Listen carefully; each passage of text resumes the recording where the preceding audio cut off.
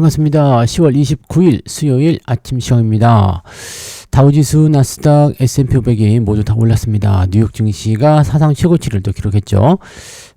장 초반에는 조금 애매했어요. 네, 그리고 뭐 전체적으로 다 올라간 건 아니고요. AI 관련한 기술주들 다시 올라갑니다. 어제 우리나라 증시는 삼성전자라든지 하이닉스 또는 소부장 관련 종목군들이 조금 약세를 보였는데요.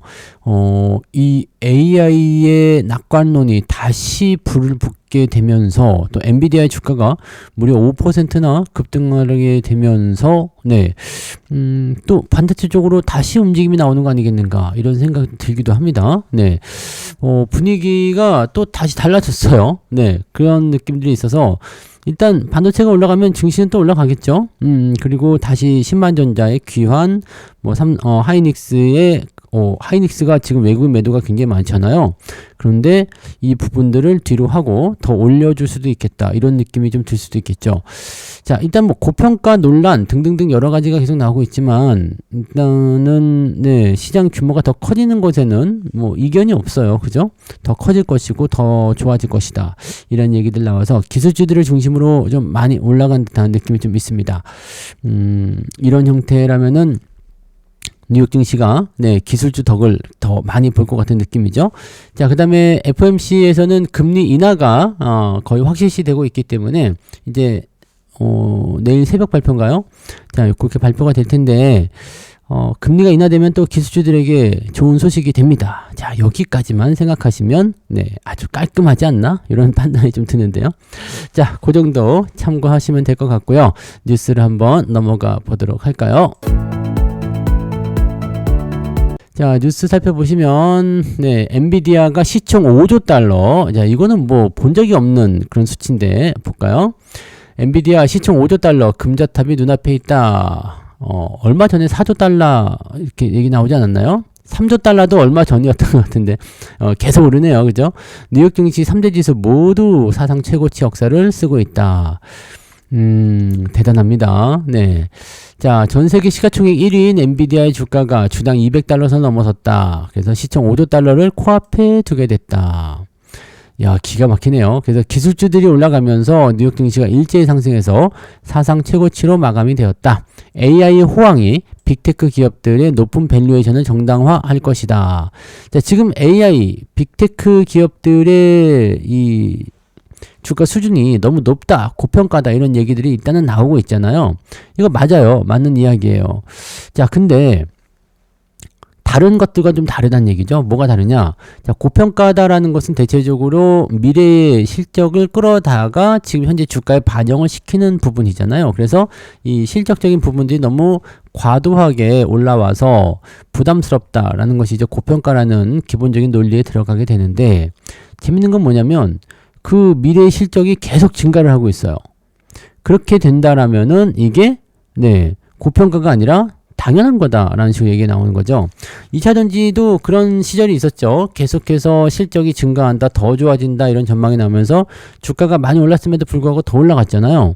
그러다가 이제 실제로 실적이 안 나오고 성장성이 둔화되기 시작하면서 주가가 떨어지기 시작했는데, 자, 그때까지는 계속 봐야 되는 거 아닌가 라는 생각도 해봐야 될 것 같아요. 뭐 단기적인 변동은 나타나겠죠.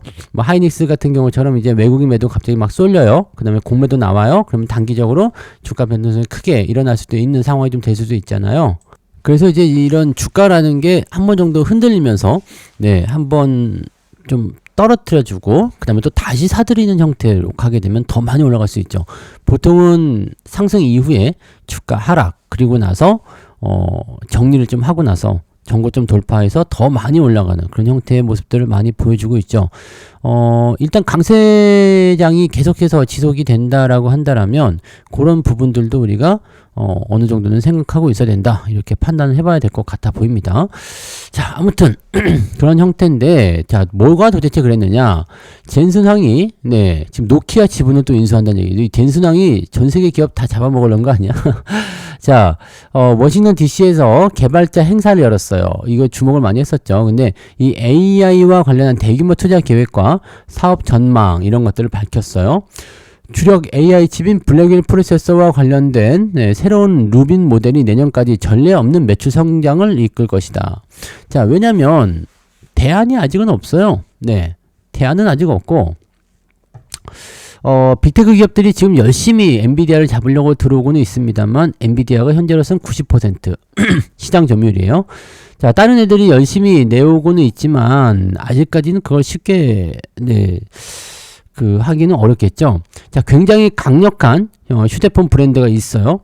지금 만약에 삼성, 갤럭시다. 우리나라에서는 지금 삼성이 거의 삼성밖에 없지 않나요? 아이폰하고 뭐 그런가요? 자, 열심히 하고 있어. 삼성 갤럭시가 지금 1등이야. 근데 정말 좋은 브랜드가 나타나서 삼성전자를 잡아먹어야 되겠어. 자, 우리 핸드폰 시장 잘 되니까 다 진출하자 해가지고 한국 시장에 다 진출했어. 그러면 시장 자체가 커질 수는 있지만 어떻게 될까요? 삼성전자의 아성을 쉽게 무너뜨리기는 어렵겠죠. 네, 바로 그렇게 되는 거죠. 그래서 뭐 통신시장의 1등 SK텔레콤을 잡기 위해서 여러 가지 통신사가 등장했다가 사라진 애들도 있고 끝까지 남은 애들은 그냥 그렇게 유지가 되고, 대신에 SK텔레콤이 시장 점유율 1등이긴 하잖아요. 1등이긴 한데 시장 점유율 측면에서 봤을 때 완전 독점적인 구조는 깨지게 되고 빅테크가 올라온다. 다른 것들 경쟁자들이 올라온다. 이렇게 되는 거죠. 그러니까 지금 AI도 그렇게 되는 거죠. 그래서 엔비디아의 어떤 성장이나 매출 실적 이런 부분들이 계속 이렇게 뒤로 감토해 하는 것이 아니라 AI 시장이 커짐에 따라서 기업 가치는 더 커지게 된다. 그리고 그에 따라서 시장 규모도 커지기 때문에 다 소화하지 못하는 부분에 대한 그런 것들을 이제 빅테크가 뛰어들게 되면서 그쪽 시장이 이제 완전히 이제 난타전이 되는 거죠. 그 상황에서 이제 수혜를 누가 받을 것이냐 이렇게 보는 거죠. 하이닉스 같은 경우는 엔비디아가 성장함에 따라서 계속 수혜를 받을 수밖에 없고요. 그 다음에 삼성전자 같은 경우는 엔비디아 성장에 따른 하이닉스가 채우지 못하는 부분들을 삼성전자가 채워갈 거고, 또 빅테크가 치고 들어오는 부분들은 다 삼성전자 몫이 되겠죠. 그래서 삼성전자와 하이닉스에게 가장 큰 수혜가 된다, 이런 식으로 보시면 되고, 대신에 이제 하이닉스의 이런 상승 포인트가 많이 반영이 됐다라면 하이닉스에 대한 부분들은 기대치가 조금 낮아질 수 있고요. 삼성전자에 대한 기대치가 높아질 수 있죠. 그러니까 그런 식으로 이제 AI를 분석하시면 됩니다. 복잡하게 다른 거 볼 필요는 없고요. 그 정도만 생각하시면 되는 거죠. 자, 그런 정도고, 대체적으로 이제 기술주들 다 올랐어요. 다 올랐고 분위기는 좋았던 것 같아요. 그래서 느낌적인 느낌은 괜찮네요. 그죠? 엔비디아가 또 큰 거 하나 해냈다, 이렇게 되어 있는 모습인 것 같아요. 거품론을 잠재웠다. 주가 폭등. 이런 거 나왔죠. 인텔도 오늘 5% 폭등. 올해 들어서 107% 폭등. 인텔이 새로운 공정의 양산을 시작했다. 이런 얘기가 나오네요. AI 칩, 그 다음에 차세대 PC를 추진하는 핵심적인 프로세서. 이렇게 되어 있습니다. 일단은 기술주들의 강세가 계속 이어질 수 있는 요소가 될 수 있다. 이렇게 보실 수 있고요. 중국 견제에 나선 미국과 일본 히토류 동맹에 5,500억 불을 쏟아붓겠다. 히토류 동맹, 그럴 수 있죠. 중국이 일단 히토류를 거의 독점적으로 하고 있는데, 근데 일본이 과연 해주려고 할까라는 생각이 좀 있긴 있는데, 가볼 필요는 있을 것 같아 보이긴 합니다만, 자, 아무튼 그랬다고 합니다. 오늘은 이제 한미 정상회담이 있잖아요. 그래서 관세 문제가 어떻게 될 것인지에 대한 부분들하고, 내일 있을 이제 미중 정상회담에서 또 어떤 식으로 무역 분쟁이 또 해결될 것인지 등등등 봐야 되겠죠. 자, 엔비디아가 노키아 지분을 인수한다라고 되어 있습니다. 그래서 노키아 주가가 무려 23% 폭등했습니다. 휴대폰 시장을 활성화시키려는 건 아닌 것 같은데, 글쎄요, 일단 10억 달러 투자하면은 적은 돈은 아닌데, 어마어마하게 지금 엔비디아가 광폭 행보를 하고 있다라는 거죠. 그래서 뭔가 이제 이거는 온 디바이스 AI 쪽 아닌가 싶은 생각도 조금 있어요. 왜냐면 휴대폰과 연결되는 것은 온 디바이스 AI 쪽거든요. 그러니까 그쪽으로 또 생각해 봐야 되는데, 온 디바이스 AI도 사실은, 삼성전자가 좀 강세이긴 한데, 봐야 되겠네요. 그죠? 온디바이스 AI 관련해서도 소부장 기업들이 있죠. 이런 건 FPCB라든지 이런 것들이 여기 포함되긴 합니다만은, 좀 다각적으로 좀 볼 필요는 있을 것 같습니다. 근데 온디바이스 AI 같은 경우는 사실 그동안은 조금, 가려져 있었죠. 가려져 있어서 HBM 쪽은 너무 많이 쏠려 있고, 또 데이터 센터 서버 쪽 이쪽으로 많이 쏠려 있어서 온디바이스 AI도 슬슬 이렇게 되면은 네, 시장 자체를 다른 쪽으로 보고 있는 거 아닌가 싶은 생각도 있어요. 뭐 데이터 센터고요.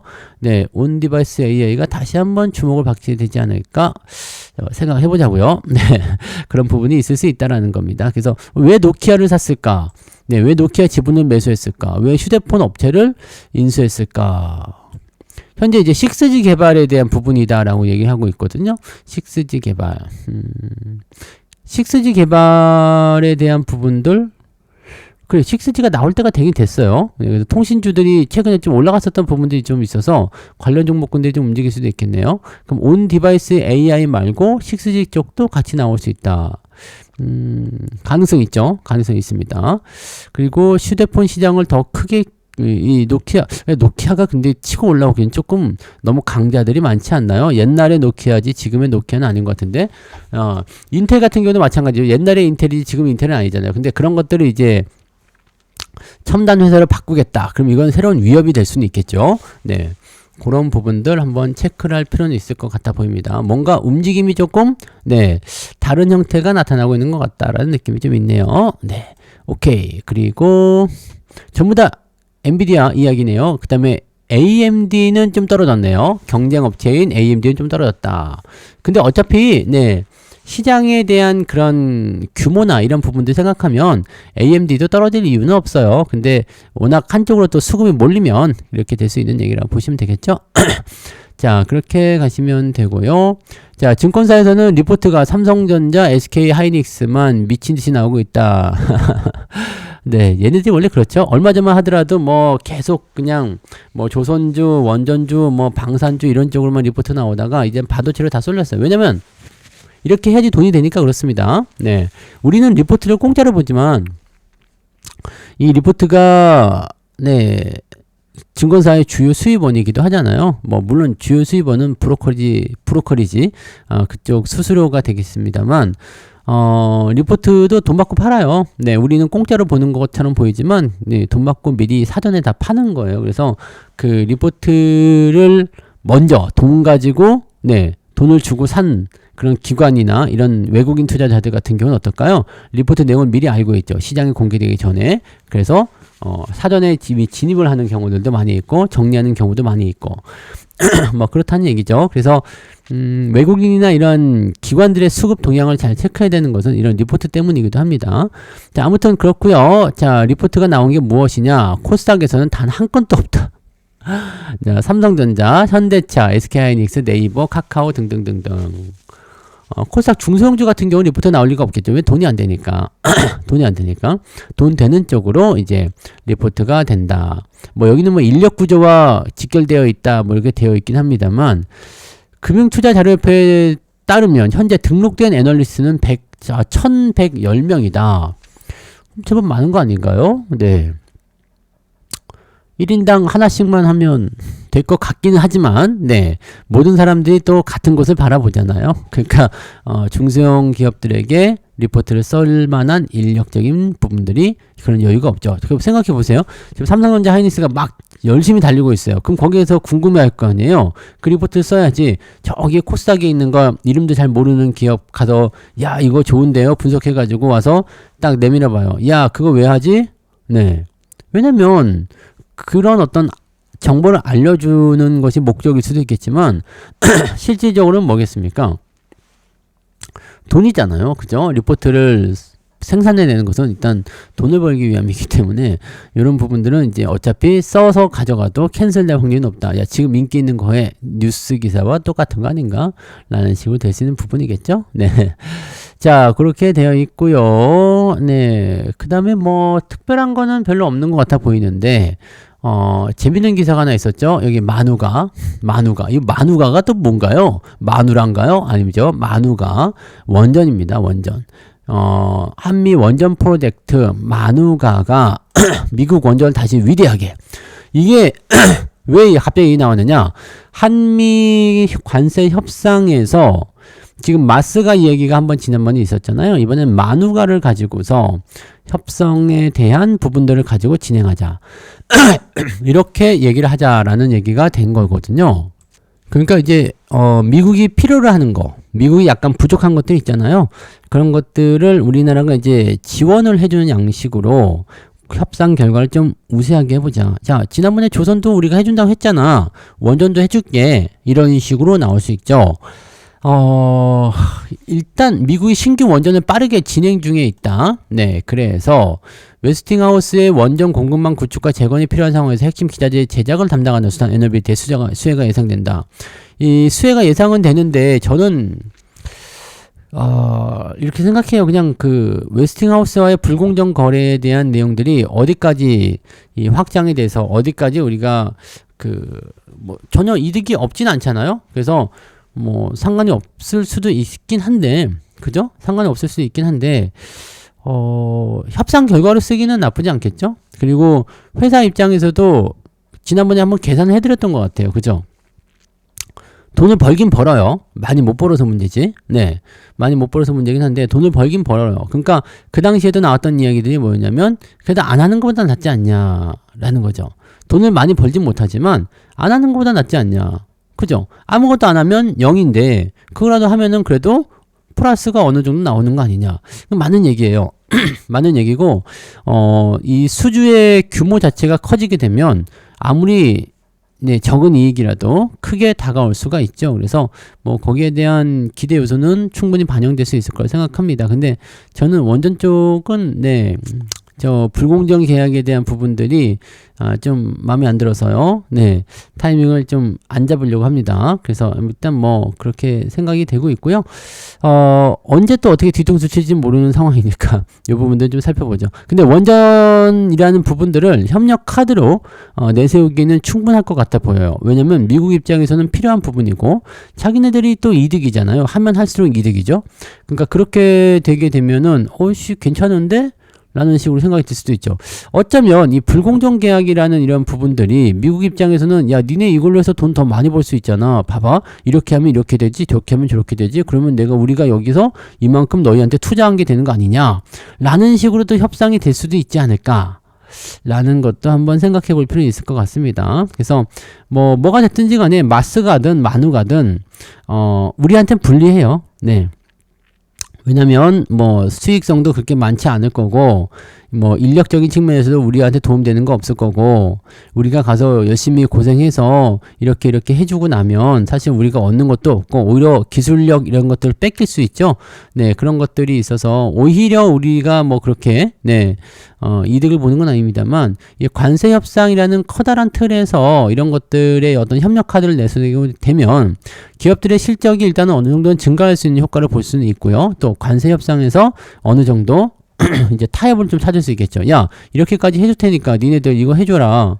니네 관세 요거 3,500억 불에 대한 부분들을 이제 분할 납부로 가자. 이렇게 해서 조율이 될 수도 있잖아요. 그러니까 그런 식의 어떤 카드들, 협상 카드들을 계속해서 내밀고 있다는 것도 긍정적인 요소가 되겠죠. 어찌되었건 관세가 15% 또는 그 이하로 더 내려갈 수 있다라면 우리 입장에서는 나쁠 건 없어요. 네, 주가가 더 상승할 수 있기 때문이죠. 그리고 아까도 말씀드렸지만 많이 벌어들이는 것도 좋긴 합니다만 0보다는 낫지 않냐. 그래서 원전주들도 어떻게 보면은 그런 의미로 해석을 해서 다시 생각하게 되면 얘네도 반등할 수 있는 기회가 열리지 않을까라는 식으로 생각을 또 해볼 수 있겠습니다. 실제로 두산 에너빌리티 같은 경우는 요즘에 신고가 좀 잘 나오고 있잖아요. 그러니까 그런 기대감도 좀 있는 것 같은데 어떤 식으로 될런지는 아직은 알 수가 없죠. 일단 기대감은 있는 거고 그 기대감이 잘 적용이 된다 그러면 또 움직여질 수 있겠죠. 그래서 미국과 협력 체제에 들어가는 그런 부분들은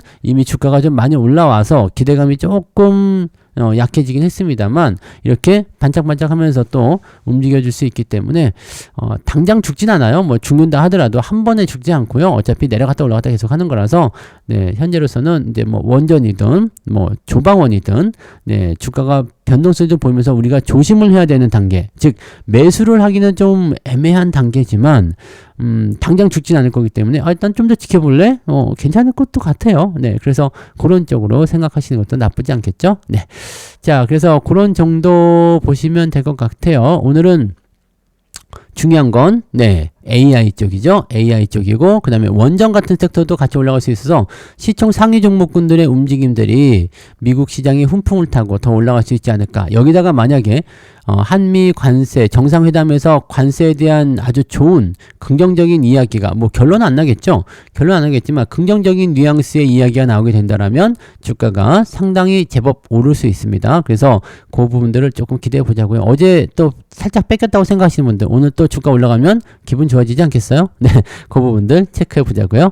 자, 오늘 기대감을 가지고 일단 출발해 보고요. 네, 좋은 성과들 올리시기 바랍니다. 이번 주에는 그래도 호재가 좀 많은 편이라서 내일 이제 새벽에 FOMC 금리 인하, 그 다음에 내일 미중 간의 네, 정상회담을 통해서 이 얘기 잘 풀린다 이렇게 되면은 이번 10월 마무리까지는 그래도 훈풍이 계속 불지 않을까라고 생각이 좀 드네요. 네, 그 정도까지 보도록 합니다. 자, 좋은 하루 보내시고요.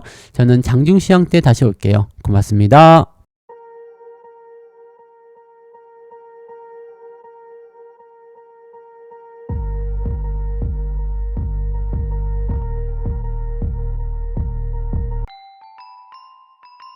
본 방송에서 제공되는 모든 정보는 투자 판단의 참고 자료이며 투자의 최종 책임은 본 방송을 이용하는 본인에게 있습니다.